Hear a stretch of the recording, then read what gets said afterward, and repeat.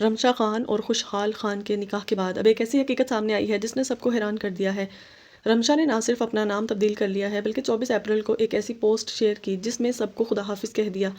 آخر انہوں نے اپنے سوشل میڈیا سے تمام تصاویر اور ویڈیوز کیوں ڈیلیٹ کی؟ چلیے جانتے ہیں آج کی اس ویڈیو میں۔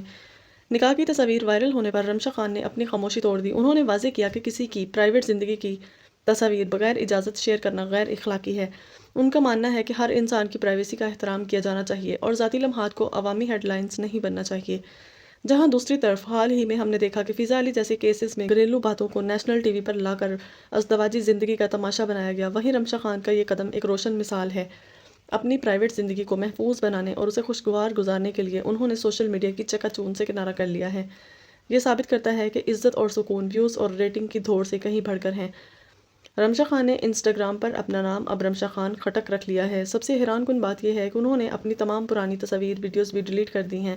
ان کی مینیجر سمرا کے مطابق رمشا نے شادی کے بعد اپنی توجہ گھر کو دینے کے لیے عارضی وقفہ لینے کا فیصلہ پہلے ہی کر رکھا تھا، اسی لیے انہوں نے اپنے نئے پروجیکٹس سے معذرت کر لی ہے تاکہ وہ اپنی نئی زندگی کا آغاز پرسکون طریقے سے کر سکیں۔ کامیابی کے اس مقام پر اپنے خاندان اور رشتوں کو وقت دینے کا فیصلہ ایک سلجھے ہوئے انسان کی نشانی ہے۔ کام اپنی جگہ مگر خاندان کو اولویت دینا ہی اصل کامیابی ہے۔ اب آپ بتائیں رمشا خان کا یہ فیصلہ کیسا ہے؟ کیا انہوں نے اپنی نجی زندگی کو تماشے سے بچانے کے لیے صحیح قدم اٹھایا ہے؟ کومنٹس میں اپنی رائے ضرور دیں۔ ایسی ہی مزید ویڈیوز کے لیے مشال ٹاکس کو سبسکرائب کر لیں۔ اللہ حافظ۔